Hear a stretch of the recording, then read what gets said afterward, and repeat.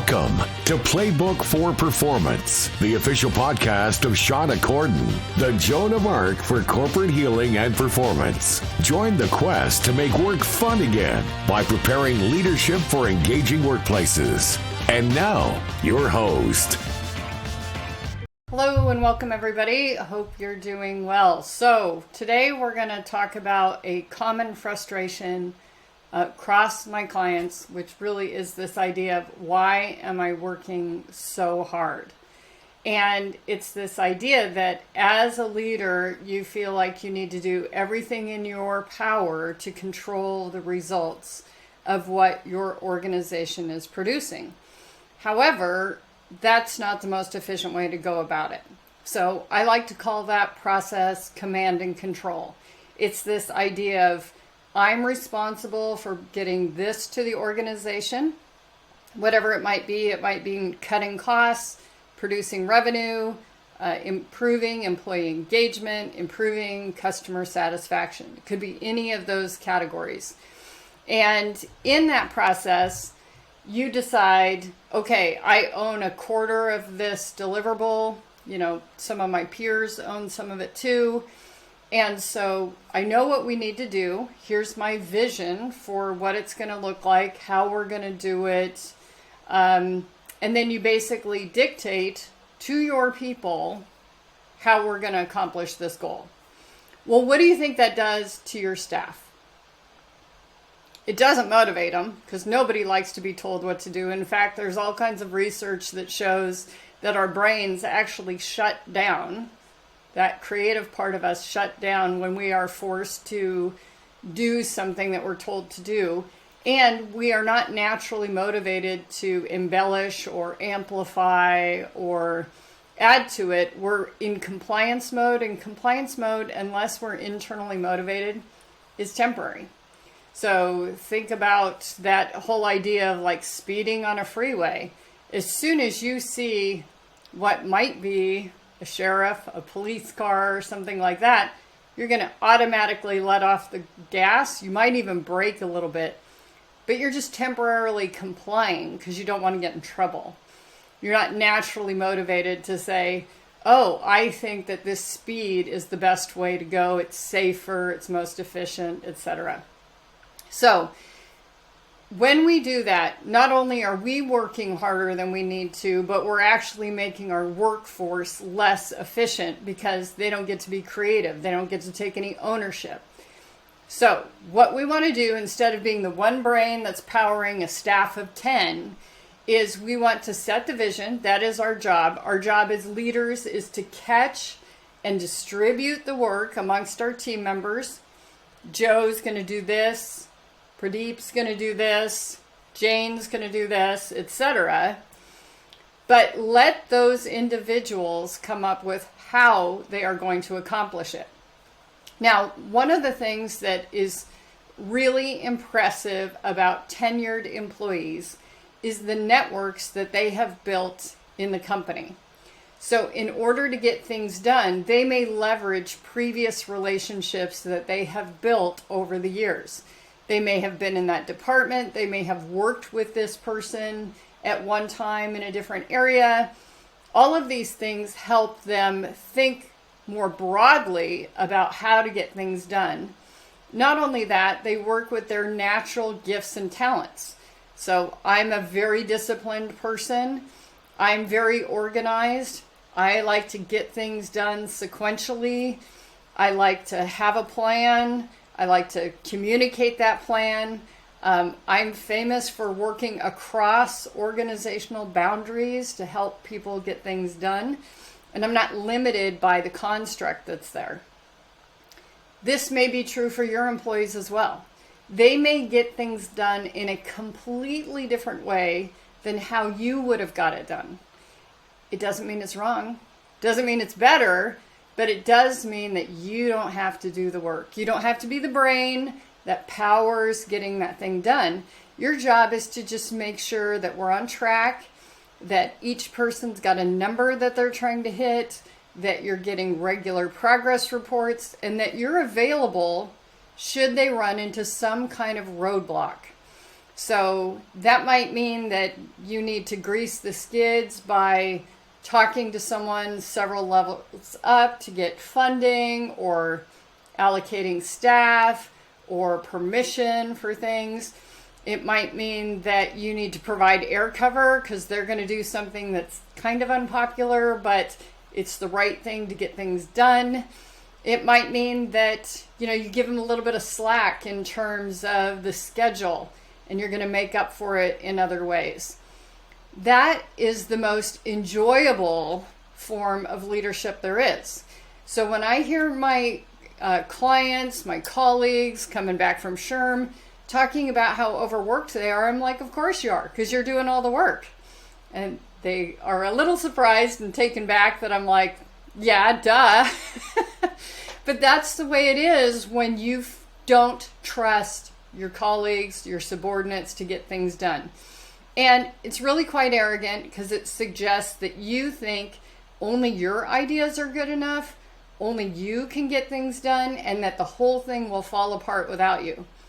But I promise you, God forbid, if you were hit by a beer truck tomorrow, the organization would still get things done. No one is irreplaceable.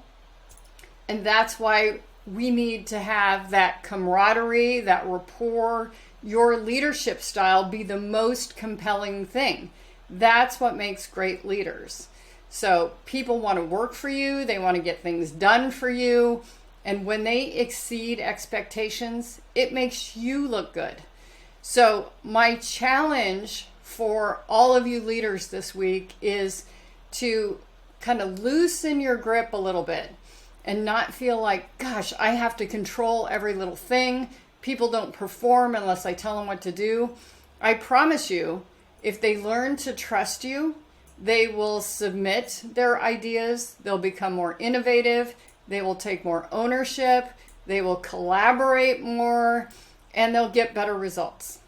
They will get better results, and you can go home at 5:30 or 6. You can coach your kids' little league team. You can, make dinner and eat together as a family. You can sleep well at night. But it does require that you need to learn to let go. You need to learn to trust. So, how do we start if we've been in command and control, holding tightly to the reins the whole time? You have to make an announcement. You have to declare what you're going to do, because otherwise people will not trust you. They'll go, this is just temporary, or he read this in a book, or she read this in a book. And, just wait. Next week, they'll go back to micromanaging me again. So you announce, I want to move to more a coach approach for leadership. I realize I'm working way too hard. I'm not letting you bring your gifts and talents to the workplace. And here's my commitment. I want to declare the vision, declare the measures that we have to meet as an obligation to our peers, to the company.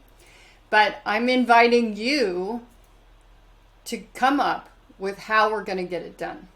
Now, it doesn't mean that you just hand it off and then you wait till the end of the quarter and say, I'm done. It can be individual one-on-one conversations with each of your staff members that says, Joe, you're in charge of putting together this event for these clients at this time.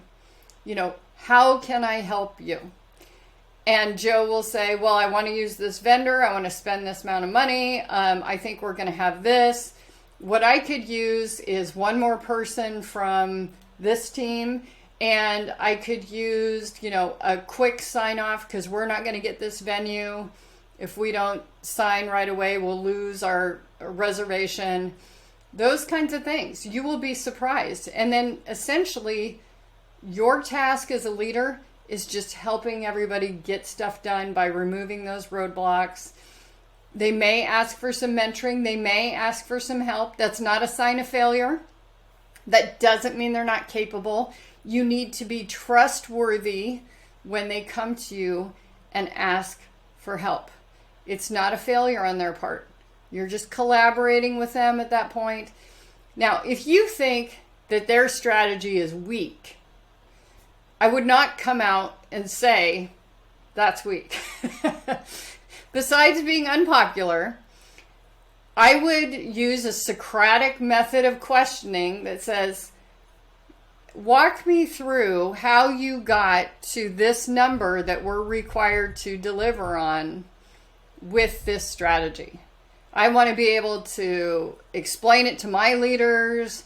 I want to make sure we haven't missed anything, et cetera, et cetera. And they will appreciate that. Be open-minded. Let them go through it.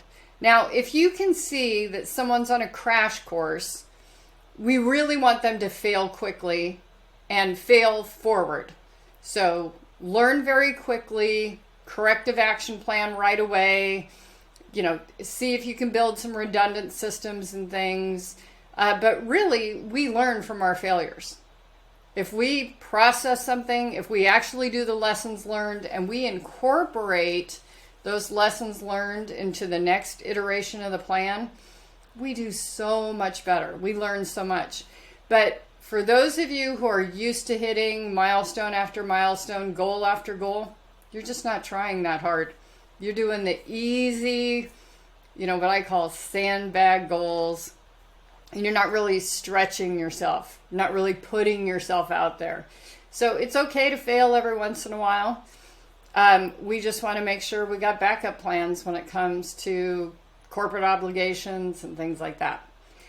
If you want more help on this, on learning these skills about how to let go and let your people really do the work so you can sleep better at night, there's options. There's coaching. There's learning these coaching skills. I teach these workshops to leaders all the time. I'm here to help. So, if you want help, what you can do is you can just drop a note into the YouTube comments here, or if you're listening to the audio version of this podcast, you can just email us at podcast@shaunacorden.com and we'll get right back to you. Otherwise, join us next time after you're sleeping a little better at night. And if you haven't subscribed, please subscribe. Give us a like, give us a review. I am giving away signed copies of my book or my new book for reviews on the podcast. So just take a screenshot of you and your review of the podcast, and I will get a book out to you. So take good care, everybody. Bye-bye.